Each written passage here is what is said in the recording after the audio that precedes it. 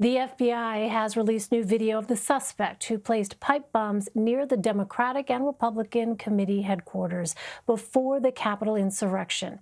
Here, you can see the suspect in the Capitol Hill neighborhood in D.C. on the night of January 5th. The Bureau is asking the public for help identifying the person. CBS News senior investigative correspondent Catherine Herridge joins me now with more. Hi there, Catherine. I'm really glad that we have you because, this is something that we have continued and you've continued to keep a close eye on. So what stands out to you about this newly released video?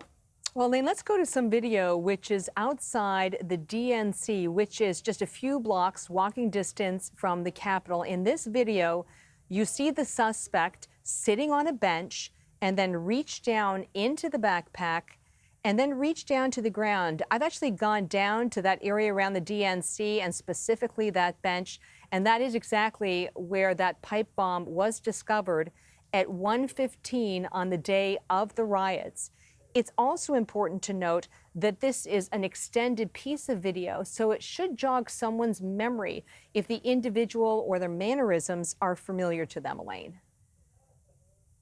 So what do investigators specifically hope that the public will recognize with this new video clip? Well, I want to go to two separate pieces of video. The first video is the one that you showed coming into our segment. This is on a residential street. It's South Capitol, again, walking distance from the Capitol itself.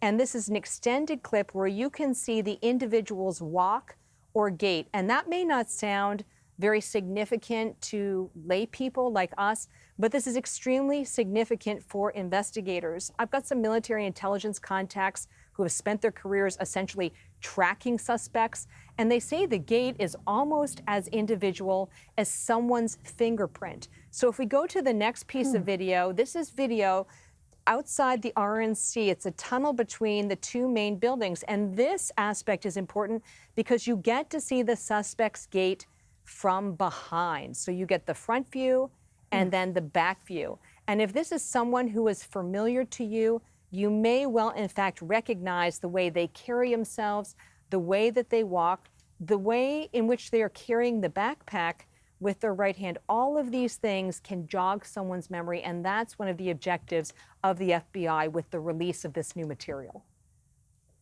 It's extraordinary to think about that level of detail. It's something I hadn't heard before. The FBI says that these devices were planted on the evening of January 5th, before the riots. Tell us again, Catherine, why is the timing of this so significant here? Well, one of the things I've learned recently, Elaine, through my reporting here at CBS News is that the FBI has narrowed down the retailer where some of the bombing components were purchased. And you know how I like to live the story. So I went to one of the retailers and I bought the exact kitchen timer that's used in these devices. It's extremely inexpensive and it's also very flimsy. And I think that may have been a factor in the failure of these devices to go off. And the reason January 5th is important because this is a missing link in the case based on the fact that it's a 60-minute timer.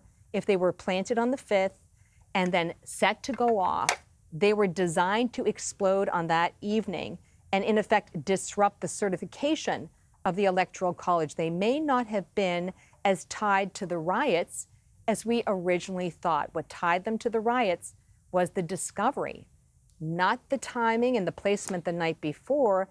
And based on the timer, what appears to be the intent to have a major security event on that evening. And finally, Catherine, this is a high-dollar reward. So what does that tell us?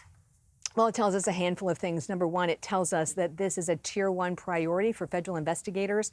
It also tells us that the identification of this individual is central to understanding the chain of events leading up to January 6th. It's kind of like the missing link in the probe. And it also tells me from my experience that despite the FBI having this just awesome capability to collect data, even locational data, they don't have a lot of good actionable leads in this case, which is why they have such a significant reward and why they are releasing so much material now of the individual in question.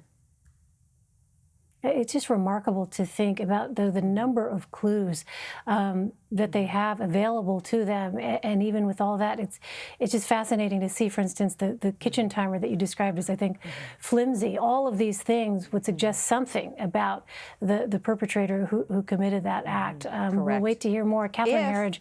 Just one last thing. Just one last thing. Yes. Don't conclude that the person who planted the devices was in fact the person who made them. I think that's very important to consider. Yeah. Excellent point, because as we know from other investigations and other cases, there is someone who might have assembled a device. That doesn't necessarily mean it's the same person. Exactly. Absolutely. All right. Well, Catherine Herridge, yet another reason why it is so good to have your insight and your reporting. You're welcome. So helpful as we try to piece together what has happened here. Catherine, thank you so much. You're welcome.